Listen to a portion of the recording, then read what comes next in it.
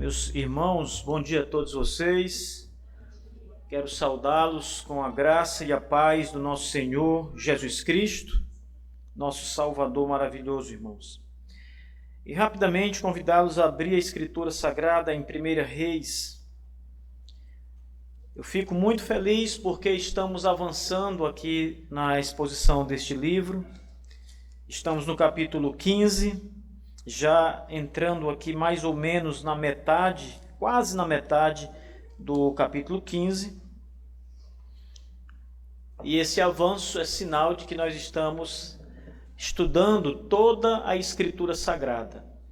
Se há algo, meus irmãos, que me alegra muito na Igreja Batista Bom Samaritano, é saber que esta igreja está lendo já há quase 8 anos, sem parar, as Escrituras regularmente no culto.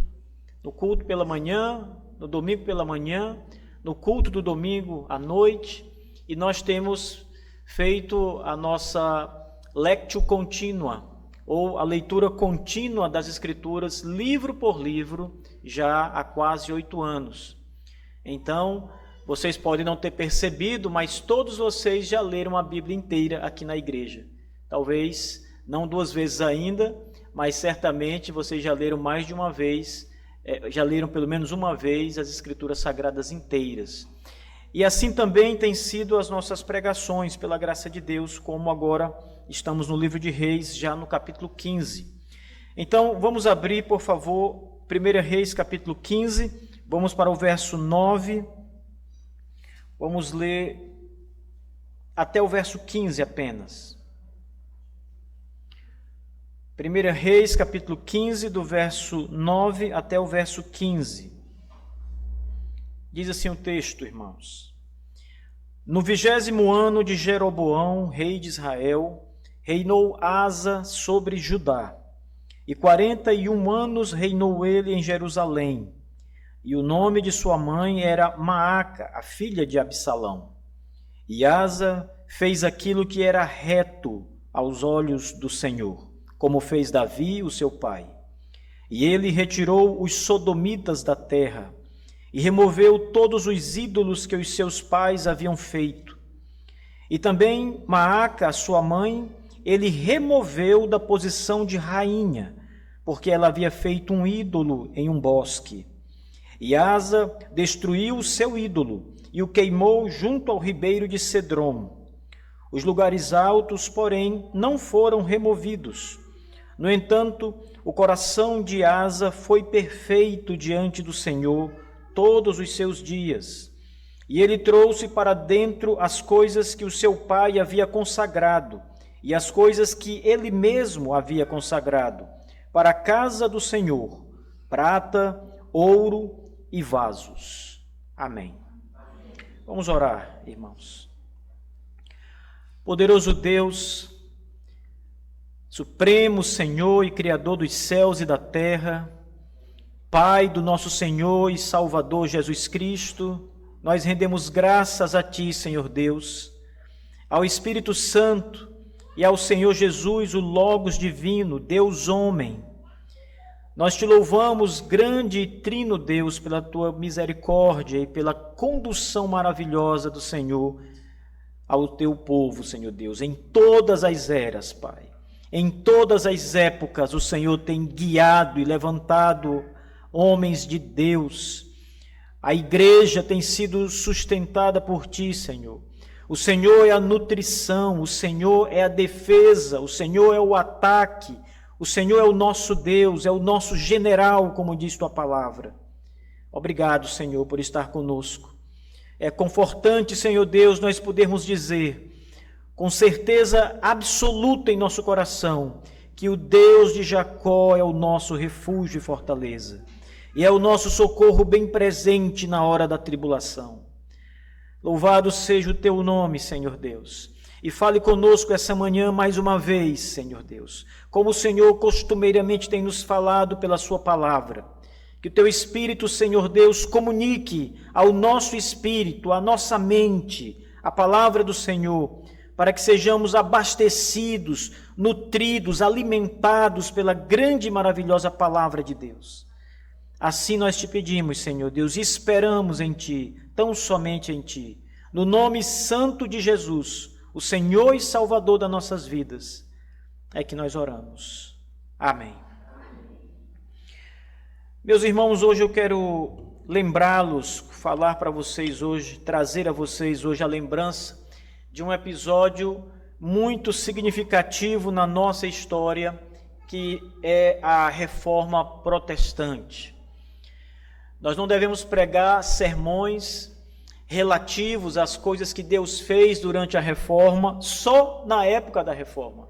Nós devemos lembrar disso várias épocas, várias vezes, porque a Reforma foi um evento maravilhoso do Senhor, em que Ele trouxe vida novamente a ossos secos, em que Ele paralisou o mal, ou Ele, pelo menos, na sua soberania, decidiu restringir a ação do mal, restringir a heresia, restringir o avanço da falsa religião. Então a reforma deve ser sempre lembrada por nós como uma ação de Deus, um momento histórico em que Deus se levantou para nutrir a igreja e fortalecê-la e fazer com que o mal fosse refreado.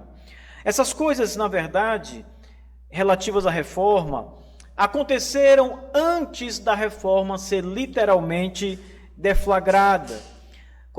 Comemora-se o ato de Martinho Lutero, quando ele pregou as 95 teses na porta da Catedral de Wittenberg, da igreja, aquela data como sendo a data em que a reforma começou.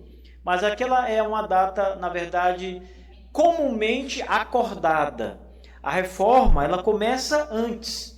E é por isso que, antes da reforma, aqueles homens que se levantaram com a palavra de Deus em suas mãos e proclamaram a verdade de Cristo, e levantaram suas vozes contra o erro, contra a falsa religião, as heresias, a doutrina errada, e não temeram homem nenhum. Esses homens são chamados de pré-reformadores.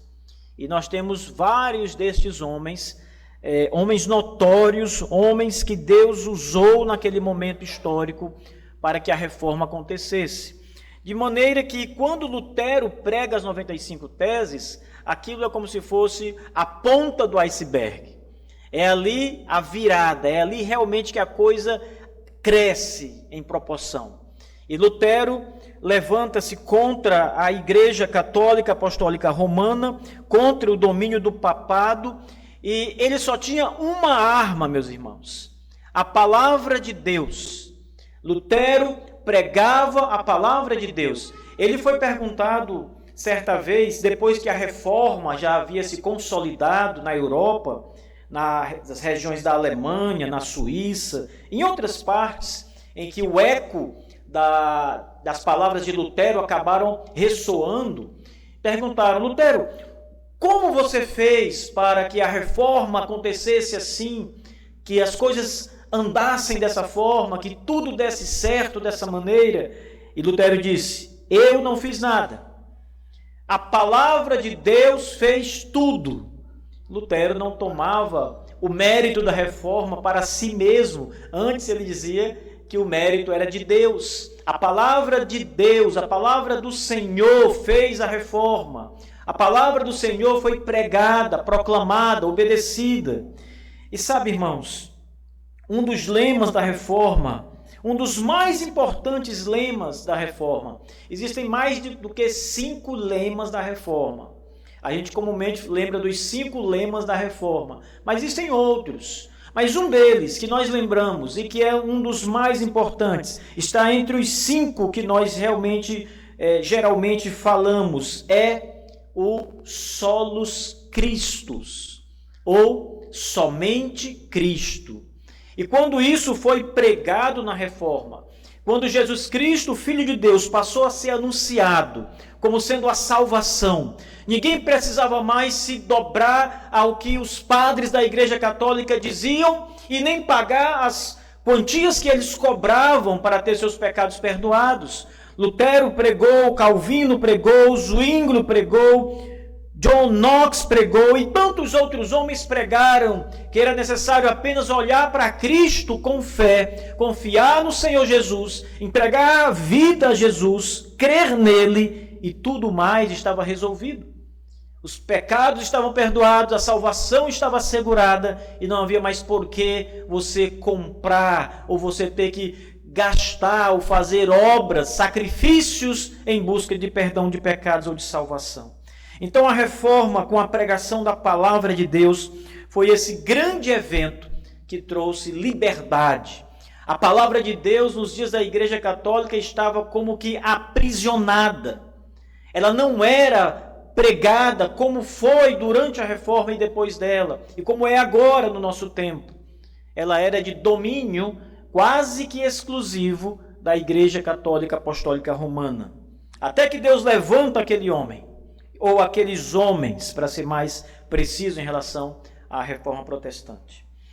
Aqui no nosso texto, irmãos, nós estamos vendo movimentos de reforma religiosa que começam a acontecer com o rei Asa. Se você recuar um pouco nas Escrituras, voltar um pouco só no capítulo 15, você vai ver que antes de Asa se levantar, havia um rei chamado Abias. E as Escrituras dizem que Abias fez o que era mal aos olhos do Senhor, o Deus Todo-Poderoso. Diz o texto que Abias caminhou em todos os pecados do seu pai, os quais ele havia cometido antes dele. E diz ainda que o coração de Abias não foi perfeito para com o Senhor, seu Deus, como foi o coração de Davi, seu pai. Se você recuar ainda um pouco mais, você vai encontrar Roboão. E a Escritura diz também que o coração de Roboão não foi fiel ao Senhor. O texto diz que Judá fez mal à vista do Senhor e eles provocaram ciúmes com os pecados que haviam cometido, acima de todos os pecados que seus pais haviam feito. Porque eles também construíram lugares altos, e imagens, e bosques, e em todo outeiro elevado, e debaixo de toda árvore verde. E havia também sodomitas na terra, e eles faziam de acordo com todas as abominações que o Senhor expulsou de diante dos filhos de Israel. E o rei Roboão também andou em caminhos tortuosos, fazendo o que é mal aos olhos do Senhor, o nosso Deus. Bem, vamos então para a vida do rei Asa, irmãos, porque as Escrituras dizem que Asa fez o que era reto aos olhos do Senhor. Ele fez o que era reto aos olhos de Deus. Quando Asa passa a reinar, o rei Jeroboão já estava há 20 anos reinando sobre Israel. Asa ainda alcança 2 anos, ou quase 2 anos, do reinado de Jeroboão, que era o rei que estava no norte de Israel. Asa era o rei de Judá, na região sul, e o outro rei estava na região que era chamada de Israel, aqui porque ele tinha a maior parte das tribos, estavam com ele, as 10 tribos, o reino estava dividido. E este rei, já no final do seu reinado em Israel, Asa assume o trono do reino de Judá. O seu pai morre e então ele assume o trono de Judá. E as Escrituras dizem que ele teve um reinado longo. Ele reinou 41 anos em Judá, sobre Jerusalém. Um tempo considerável, meus irmãos. Quase meio século ele esteve com o cetro de Judá, reinando sobre o povo de Judá e sobre a tribo de Benjamim. Eram as únicas 2 tribos que haviam ficado. A tribo de Benjamim, que não foi com as 10 tribos de Israel, e Judá, cuja capital era Jerusalém. A tribo de Judá estava ali, a tribo de Davi estava ali. Davi era de Judá. Então, a Escritura também diz que a Escritura fala sobre sua mãe, Maaca, filha de Absalão. E então a Escritura começa a descrever como foi o reinado de Asa. Eu quero abrir um parêntese aqui para os irmãos para destacar que o livro de Reis é um registro sagrado, mas também é uma espécie de registro em que há um panorama do reino. A história redentiva vai sendo contada ali, mas ao mesmo tempo nós vamos tomando conhecimento de quem foram os reis do norte e do sul, de Israel e de Judá. E o que esses reis fizeram de mais notável em relação à obediência ao Senhor e também quais foram os pecados mais graves e absurdos que esses reis cometeram e quais foram as consequências desses atos pecaminosos deles. Asa, ele quebra uma sequência de reis de Judá que estavam caminhando em pecado. Isso começa, na verdade, com Salomão, já que o final do reino de Salomão, ele cai em pecados, ele adora os ídolos de suas mulheres, ele constrói altares, coisas que Deus havia abominado. E logo depois o seu filho Roboão reina em seu lugar e dá continuidade às práticas odiosas, rebeldes, que o Senhor Deus já havia dito para não se repetir, para se não fazer. Mas Roboão cai em pecado, o seu reino é mau, e depois dele, Abias, o seu filho, novamente dá prosseguimento ao pecado, à desobediência, de maneira que a religião está corrompida. A palavra de Deus não é obedecida, não é guardada. Os homens estão em rebeldia contra o Senhor. Quando Asa entra como rei de Israel, é assim que está o reino, irmãos. Essa é a situação religiosa. O que nos interessa mais nesse momento não é conhecer a situação econômica, como estava Jerusalém naquele período. Isso é importante também, como estava Judá como um todo naquele período. Todas essas coisas são importantes, mas aqui eu quero chamar a atenção de vocês essa manhã para mostrar a decadência espiritual que se encontrava aquela nação. E havia uma explicação para isso, meus irmãos. E a explicação é: eles haviam abandonado o Senhor, haviam deixado de lado o que Deus havia ensinado nos escritos antigos, no Pentateuco. Eles simplesmente não davam ouvidos aos profetas de Deus. Eles não ouviam a palavra do Senhor. Eles viraram as costas para a palavra do Senhor. Então eles entraram numa decadência espiritual. E é isso que acontece com toda pessoa ou toda igreja que deixa a palavra de Deus de lado, que não se importa com as escrituras divinas que o Senhor nos deu, que não zela, que não busca aprender. Meus irmãos, perceba que eu vejo muita gente tendo um cuidado com as suas escrituras tão grande, sabe? Tem uma reverência pela palavra de Deus, não coloca ela em certos lugares, não coloca nada em cima da Bíblia, não usa a Bíblia para apoiar alguma coisa, nada. Por quê? Porque é a palavra de Deus. Deus me livre de tomar a Bíblia de Deus para fazer ela um uso outro que não o uso espiritual. Mas as suas vidas não são vividas como a palavra de Deus diz.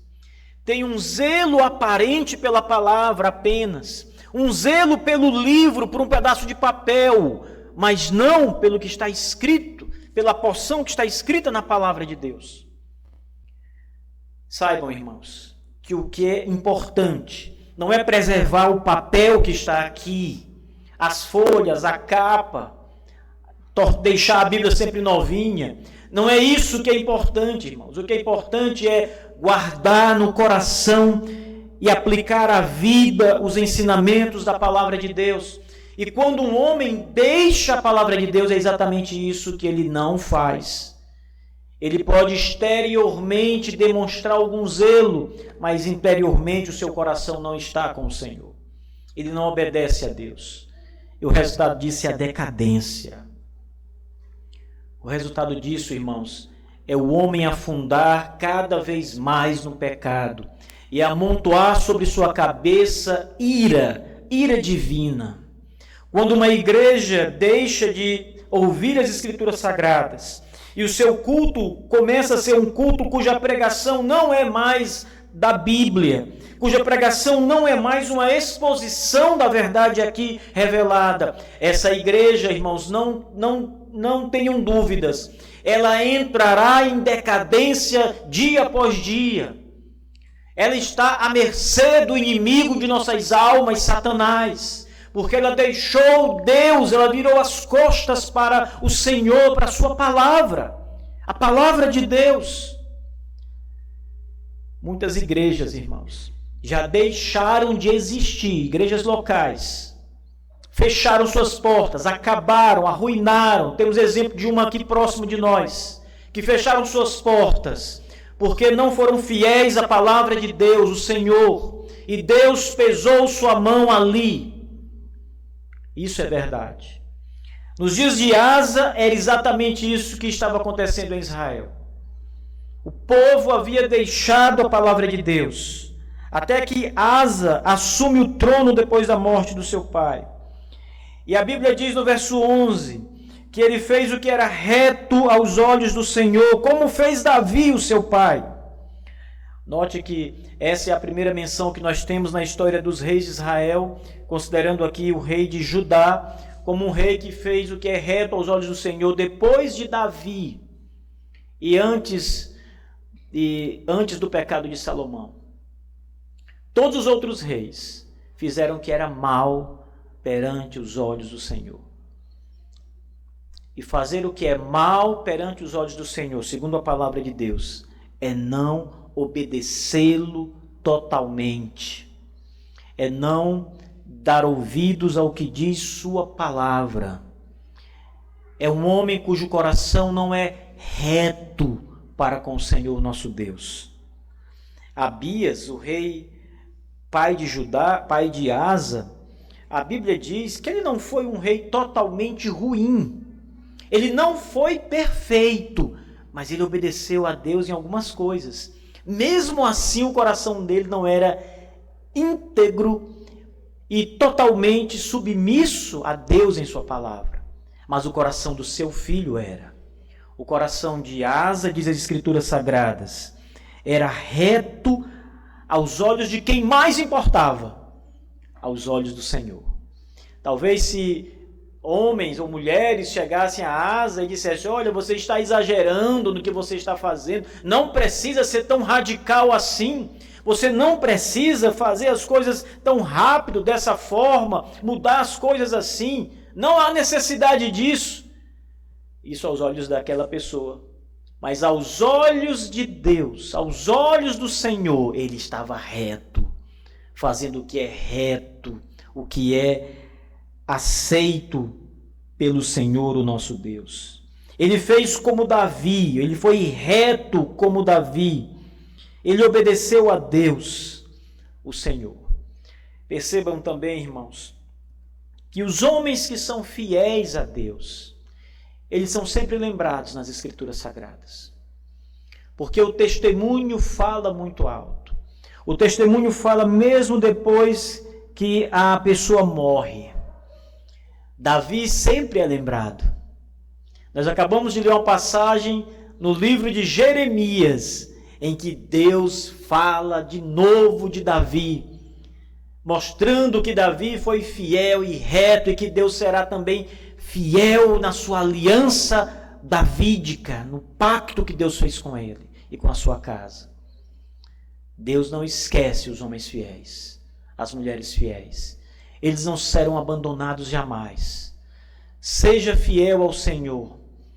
Ande nos caminhos do Senhor, nosso Deus. Seja um homem e uma mulher íntegros aos olhos do Senhor, e o Senhor jamais vos abandonará. Jamais os deixará. Quem deu forças para Martinho Lutero, para Calvino, Zwingli, todos os demais, para os pré-reformadores, para os pós-reformadores, que são os nossos irmãos e pastores puritanos?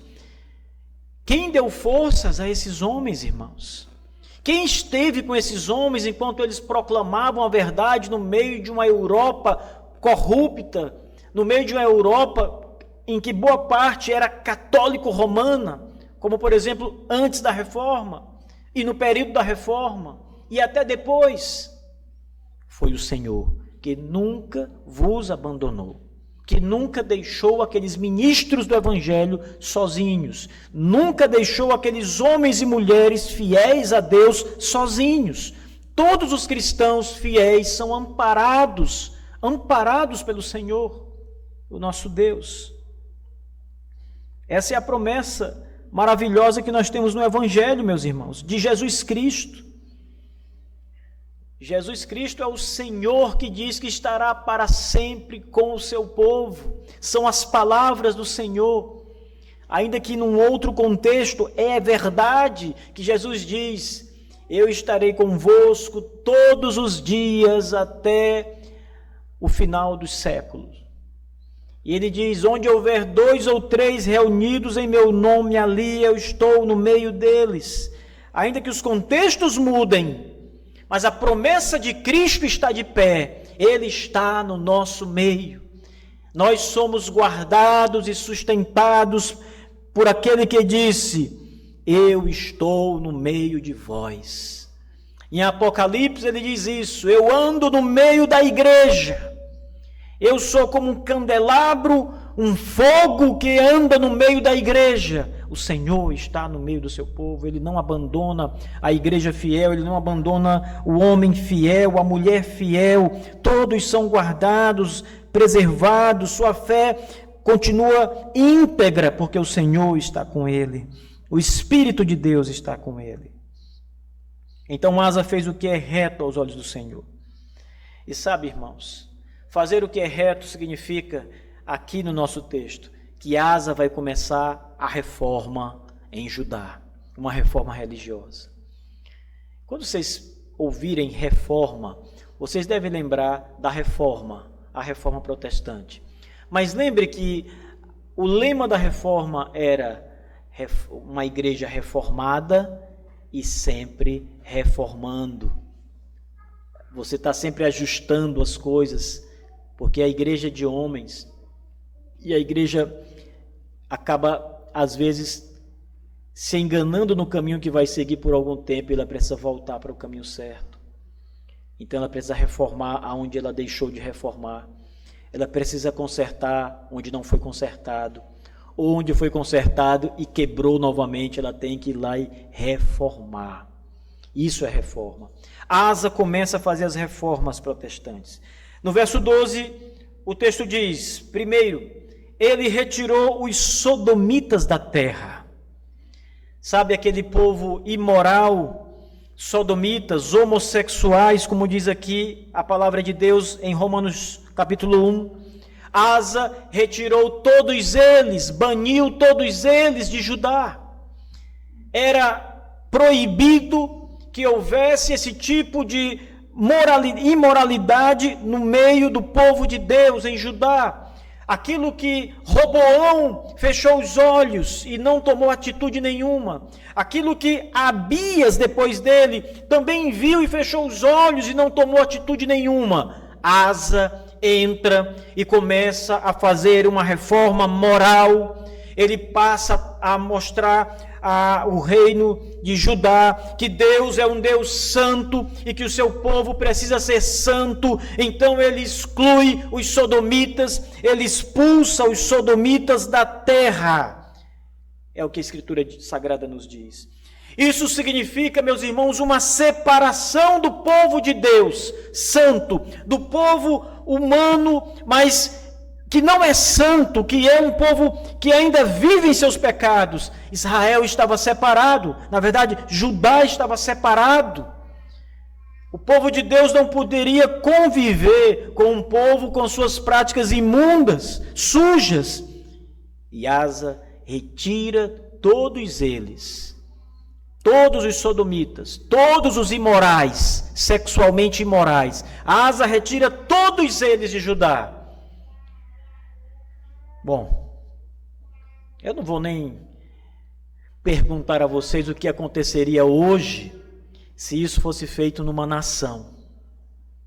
A verdade, algumas nações fazem isso. E são consideradas pela grande mídia e pelo mundo de uma forma mais generalizada como radicais, como atitudes radicais extremadas.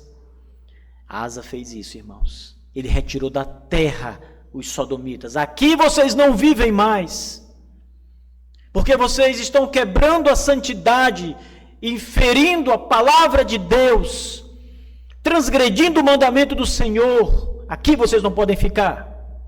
E eles são expulsos da terra. Que atitude horrível, alguém pode dizer. Que atitude preconceituosa. Mas sabe, irmãos, o que fala mais alto é: ele fez o que é reto aos olhos do Senhor. Não importa o que os homens digam, não importa o que aquela comunidade feminista que estava ali em Israel ou em Judá, ou aquelas comunidades imorais de LGBTs que estavam por ali diziam naquela época, isso não importa. O que importa é que o rei fez o que é reto aos olhos de Deus. O que importa é que aquele que julga com retidão diz: isto é reto aos meus olhos. E foram todos excluídos da terra. Mas as reformas não pararam aí. As reformas não foram meramente reformas morais na sociedade. Asa fez reformas religiosas, irmãos. Veja o texto, ainda no verso 12. Ele removeu todos os ídolos que os seus pais haviam feito. Ora, a idolatria que estava predominando em Israel, lembrem, como eu me falei a vocês na última pregação, Israel era uma nação politeísta aqui, porque elas consideravam o Deus de Israel, mas tinham outros deuses além dele. Adoravam os deuses das nações, adoravam várias divindades. Então Asa, ao subir no trono, começa a sua reforma moral na sociedade e a sua reforma religiosa. E ele tira todos os ídolos. A Escritura diz que ele remove, ele tira do lugar onde estavam. Ele destrói os ídolos, ele acaba com a idolatria. Pelo menos a idolatria oficial que se via ali. Asa dá continuidade a isso, irmãos. Ele vai limpando Judá, tirando ídolo por ídolo, retirando tudo, sem poupar ninguém. Não haviam pessoas privilegiadas em Judá que pudessem ter o seu ídolo ali, o seu bosque especial para adorar a Deus. Veja, olha o que ele fez com a própria mãe. O texto diz: e também Maaca, a sua mãe, ele removeu da posição de rainha, porque ela havia feito um ídolo em um bosque. Nem a mãe do rei foi poupada de suas reformas religiosas, porque ele temia mais o Senhor, porque ele dava ouvidos à palavra do Senhor. E mesmo sua mãe, pecadora, foi removida da posição de rainha, irmãos. Vocês acham que isso é uma coisa pequena que Asa fez? Vocês imaginem como Maaca se sentiu. Meu filho é o rei de Judá. E ela era rainha, porque ele não tinha ainda mulher, provavelmente, ou ela, por ser a mulher do rei anterior, era ainda rainha, estava viva. Mas veja, ele remove ela da posição de rainha.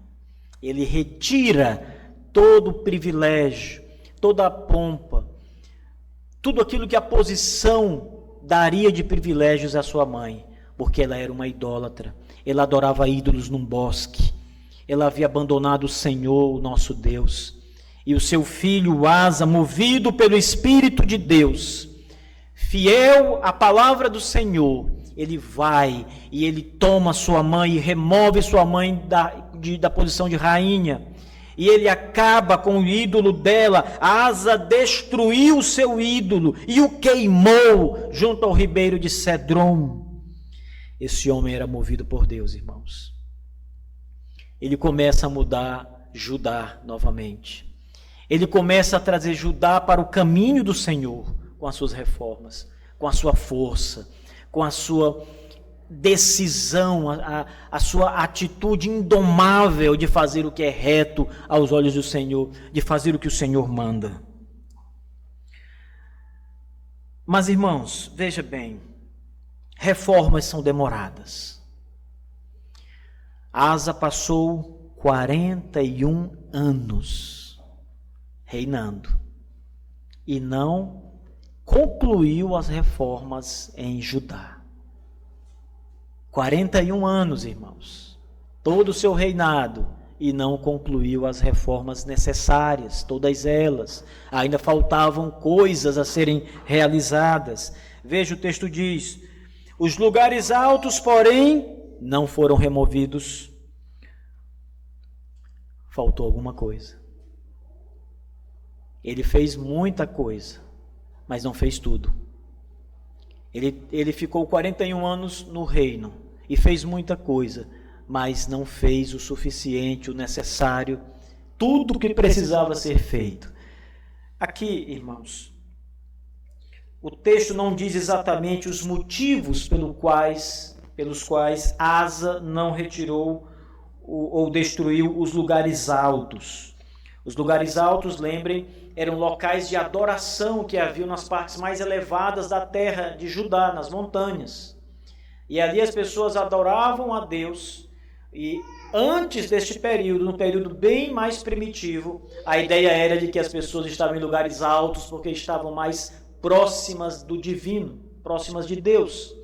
Então esse hábito ou essa falsa ideia de proximidade do Senhor foi que levou Israel a fazer lugares altos, imitando as nações pagãs que faziam isso. Mas o texto diz que os lugares altos não foram removidos por Asa. Mas o texto também diz que o coração de Asa foi perfeito diante do Senhor todos os seus dias. Isso quer dizer que Asa não retirou os lugares altos porque o seu coração ainda tinha algum tipo de inclinação por aqueles lugares de culto. Não. Diz o texto que Asa foi perfeito ao Senhor, que o seu coração foi perfeito diante do Senhor todos os seus dias. Não por um período, não por uma fração de tempo, mas enquanto Asa reinou sobre Judá, o seu coração foi reto aos olhos de Deus. Ele cumpriu bem a carreira. Eu me lembrei das palavras do apóstolo Paulo, irmãos, quando vi essa passagem aqui. Porque Paulo, quando está prestes a morrer, ele diz: cumpri a carreira, guardei a fé. Ou seja, ele foi fiel ao Senhor Jesus Cristo todos os seus dias. Estava pronto para se encontrar com o Senhor, face a face, com Jesus. Assim foi Asa. Embora ele não tenha implementado todas as reformas, o seu coração não estava dividido, irmãos. O seu coração foi íntegro. O coração de Asa foi perfeito, diz o texto, diante de Deus, todos os seus dias. Que grande testemunho nós temos desse rei, meus irmãos. Isso deve nos fazer lembrar de algumas coisas importantes na nossa vida, irmãos. Que as riquezas e os bens materiais nem sempre desviarão o homem dos caminhos do Senhor. Asa era o rei de Judá, e o coração de Asa foi perfeito aos olhos de Deus. Ele foi reto ao Senhor. Embora tivesse todas as coisas boas, aprazíveis, embora tivesse riquezas em abundância, embora tivesse todas estas coisas, o seu coração foi íntegro a Deus. Ele não se vendeu à luxúria, ele não se vendeu às riquezas, aos tesouros, ao ouro, à prata. Ele não teve uma vida de regalias e abandonou o Senhor. Ele tinha o Senhor como aquilo que é mais precioso aos seus olhos. E assim foi até o último dia de sua vida, irmãos. As riquezas não corromperam, o poder não corrompeu Asa. Ele era o rei, ele era a maior autoridade. Ele tinha não apenas em Judá o prestígio que um monarca tem, mas ele tinha prestígio entre outros povos e nações que olhavam para ele como monarca, como um rei. mas o poder não o corrompeu. O seu coração foi íntegro e fiel diante do Senhor todos os seus dias. Nada desviou os seus pés, irmãos. Nada desviou o seu coração do caminho do Senhor por nenhum momento. O verso 15 termina essa passagem nos mostrando que ele começa a refazer o templo, ou a trazer os tesouros para a casa do Senhor de volta. Ele trouxe para dentro as coisas que o seu pai havia consagrado e as coisas que ele mesmo havia consagrado para a casa do Senhor, prata, ouro e vasos. Vocês lembram que Roboão, ele faz escudos de ouro? O texto diz que ele faz escudos de ouro, tinha vários shequels de ouro, de prata ali, e tudo é tomado. Os vasos, os utensílios, os tesouros do templo, tudo foi tomado. Mas Asa, o rei Asa, começa a reconstruir os tesouros da casa do Senhor. Porque a casa do Senhor, lembrem, irmãos, não confundam a ideia moderna que nós temos de um templo religioso. A casa do Senhor, e aqui a tradução está exatamente perfeita, não é templo, é casa, é palácio do Senhor. É onde o rei vive, onde está o trono dele, onde estão os seus tesouros. E Asa começa a reconstruir os tesouros da casa do Senhor. Prata, ouro, os vasos, os utensílios, tudo começa a ser refeito novamente. A mão de Deus estava ali guiando aquela reforma que estava acontecendo. Reforma moral, reforma religiosa. O Espírito de Deus estava guiando o rei, encorajando o rei, dando ao rei sabedoria necessária. O rei faz grandes coisas aqui, meus irmãos. Bem, de fato, irmãos, Asa é um rei admirável. Mas ele não é o rei dos reis. Ele nem mesmo é maior do que Davi, aos olhos do Senhor. Ele fez o que era reto como Davi fez, mas Deus fez uma aliança com Davi. Mas Asa não era também, e nem Davi, igualmente, maiores do que o Senhor Jesus Cristo. Asa era o rei de Judá. Cristo é o rei do mundo. É o rei da igreja. Asa não era o seu rei, mas Cristo é o seu rei. Cristo é o seu Senhor. E não é somente essa a boa notícia, irmãos. A boa notícia é que se Asa foi um bom rei, Cristo é muito melhor do que Asa. Cristo é um rei superior em justiça em relação a Asa. A justiça de Cristo é perfeita e está sobre nós. A justiça de Asa, mesmo sendo uma justiça que nós podemos aplaudir como uma boa justiça, as reformas que ele fez são boas reformas, mesmo a sua justiça é maculada com pecado, porque Asa não era um homem sem pecado, mas a justiça de Cristo é perfeita, sem pecado, e ela está sobre nós. Nós repousamos sobre a justiça do nosso Redentor, o Senhor Jesus Cristo. É uma justiça que nos alivia da carga e da culpa e da punição do pecado. A justiça do nosso Senhor, Jesus Cristo, o nosso Rei, que está sobre nós e nos guarda e tem cuidado com o seu povo. Irmãos, Asa amou muito ao Senhor. Nas reformas que ele faz, isso é obviamente perceptível, já que ele fez o que é reto aos olhos do Senhor. E as reformas de Asa seguiam o que a palavra de Deus dizia. Mas é preciso também entender que Asa amava Judá, amava a tribo de Benjamim, o reino. E Asa fez isso pelo Senhor, claro, mas ao fazer isso, ele também provava que amava o seu povo e cuidava do seu povo. Mas Cristo muito mais, irmãos. Porque Cristo não somente nos dá a sua justiça, a sua reta obediência, Ele prova o seu amor por nós, entregando-se a si mesmo no madeiro para morrer por nós, morrer em nosso lugar, substituindo a mim e a você, pagando o preço do seu pecado, todo o seu pecado sobre Ele, no madeiro, na cruz, seu sangue derramando no madeiro, suas mãos furadas, seus pés furados, seu lado perfurado, sua coroa de espinhos furando sua cabeça, o Senhor estendido no madeiro, pregado, morrendo naquele madeiro. Asa não fez isso, não poderia fazer isso por Judá, mas Cristo fez isso por mim, por você e por toda a igreja, por todo o seu povo. Ele é maior do que Asa, Ele é melhor do que Asa, Ele é mais justo do que Asa. Ele é perfeito, irmãos, mas Ele não é perfeito como Asa. Ele é absolutamente perfeito, e Asa não era perfeito em absoluto, porque ele era pecador. Meus irmãos, pensem em duas coisas nessa manhã.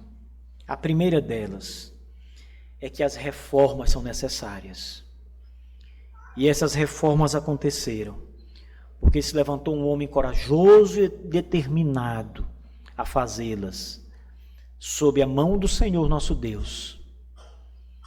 Vocês, igreja, precisam igualmente, cada um de vocês, desde as crianças, desde as criancinhas aqui da nossa igreja, que já têm alguma consciência e já sabem obedecer e desobedecer também, desde elas até os mais velhos, vocês precisam fazer o que é reto aos olhos do Senhor. Vocês precisam obedecer a palavra de Deus. Vocês devem lutar contra os seus pecados todos os dias. Vocês devem ser proclamadores do Evangelho de Jesus Cristo, aonde vocês estiverem. Mas lembrem também, isso vai trazer reformas, mas lembrem também, meus irmãos, que toda a nossa força e todo o nosso labor, o nosso descanso, toda a nossa virtude, toda a força que está em nós, ela vem do nosso Rei. É por Cristo que nós somos o que somos. É por Jesus Cristo que nós conseguimos avançar. É por Jesus Cristo que nós conseguimos pregar. É por Cristo que nós cremos, temos fé. É por Cristo que nos arrependemos dos nossos pecados. É somente aqueles que estão em Cristo que conseguem, como a igreja, conseguem proclamar a verdade do Evangelho. Os nossos irmãos reformadores estavam em Cristo Jesus e ainda estão. Por isso uma obra tão grande e poderosa foi realizada naqueles dias. Porque eles se curvavam a Cristo, estavam em Cristo e confiavam nele. Entregavam todo o acontecimento, todo o resultado, toda a obra às mãos do Senhor. E assim foi feito. Pensem nisso, meus irmãos, e apliquem cada palavra ao vosso coração. Sejam fiéis e obedientes ao Senhor. Amém. Fiquemos de pé, igreja. Vamos orar. Curve sua cabeça e vamos orar ao Senhor. Senhor, nosso Deus e Pai, em nome de Jesus Cristo, Salvador eterno, nós agradecemos a bondade do Senhor todos os dias derramada sobre nós. O Senhor sabe que nós não merecemos e nós também sabemos que não merecemos a Tua bondade, Senhor. Mas o Senhor é bom, o Senhor é maravilhoso. O Senhor morreu na cruz do Calvário para nos dar o sangue como sendo a validação da nossa vida, o perdão dos nossos pecados. Obrigado, Senhor. Nós te louvamos e te agradecemos, Senhor Jesus Cristo, pela tua obra maravilhosa e por continuar nos conduzindo pelo Espírito Santo nesta grande obra que é a nossa jornada de fé aqui na terra. Senhor nosso Deus, abençoe e estenda a tua bênção sobre toda esta igreja, meu Deus, a Igreja Batista Bom Samaritano. todas as nossas congregações, Senhor Deus, todos os nossos irmãos espalhados pela face de toda a terra. Ó Senhor nosso Deus, estende tua mão poderosa e abençoa a tua igreja na terra, Senhor. Para que a tua igreja floresça, nosso Deus, como a água no deserto faz aquela terra árida florescer, brotar, germinar e crescer até flores lindas. Faz assim com a tua igreja, Senhor. Que a tua igreja floresça, cresça, seja fortalecida no Senhor Jesus todos os dias até a consumação do século. É o que nós te pedimos, em nome de Jesus, o nosso Deus. Amém e amém.